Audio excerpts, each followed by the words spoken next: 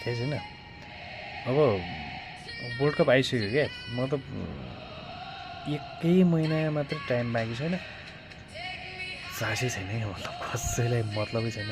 कहीँ चिया गफमा क्याफेमा त्यो वर्ल्ड कपको विषयमा त अब भन्यो भने चर्चा नै छैन क्या। कसैले चाहिँ मुखबाट मैले वर्ल्ड कप आयो भनेर भनेको सुनेको पनि छैन।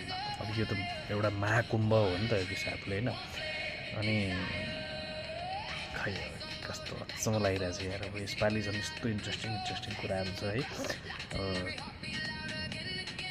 32वटा चाहिँ देशबाट अहिले चाहिँ 48वटा देशले चाहिँ अब वर्ल्ड कप खेल्दैछ होइन। इन्ट्रेस्टिङ कुरा, इटाली यसपालि पनि छैन। 4-4चोटि वर्ल्ड कप जितेको टिम चाहिँ इटाली नै छैन होइन। अनि खासमा वर्ल्ड कपै आइ नै सक्यो क्या। अब एक महिना पनि छैन, एक महिनै छैन भन्दा नि हुन्छ होइन। अनि फेरि 3-3वटा देशले, उत्तर अमेरिकाले आयोजना गर्दैछ। उत्तर अमेरिकाको नि यो त मेक्सिको, क्यानाडा अनि अब युएस 3टा देशले आयोजना गर्दैछ होइन। अनि फेरि अर्को इन्ट्रेस्टिङ कुरा यसको यो थिम सङ चाहिँ साकिराले दिने भएको हुनाले झनै गजब छ अब होइन। नेपाली टोन जस्तै लाग्ने खालको थिमको त्यो टपिक छ क्या, दाई दाई, जुन चाहिँ अब आज मे 13 भयो, भोलि मे 14मा चाहिँ अफिसियल्ली रिलिज हुँदैछ युट्युबमा। त्यो गीत पनि आउँदैछ।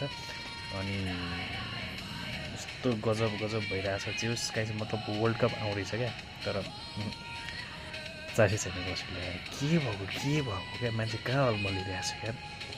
वर्ल्ड कपको धरि कुरा गर्न छोडेर मान्छे के विषयमा गफ गरिरहेछ, मान्छे के चिन्तनमा लागेको छ, के हुन लागेको कि। अब म छक्क परिरहेको छु खासमा भन्यो भने होइन। अनि म आज एकछिन बसेर यसो त्यो गोलहरू हेरिरहेको थिएँ।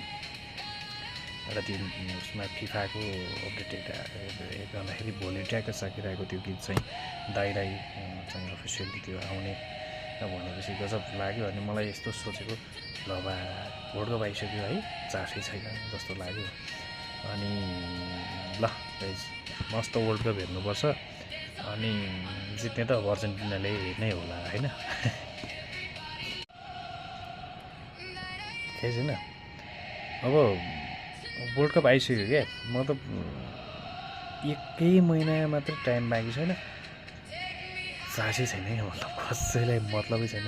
कहीँ चिया गफमा क्याफेमा त्यो वर्ल्ड कपको विषयमा त अब भन्यो भने चर्चा नै छैन क्या। कसैले चाहिँ मुखबाट मैले वर्ल्ड कप आयो भनेर भनेको सुनेको पनि छैन।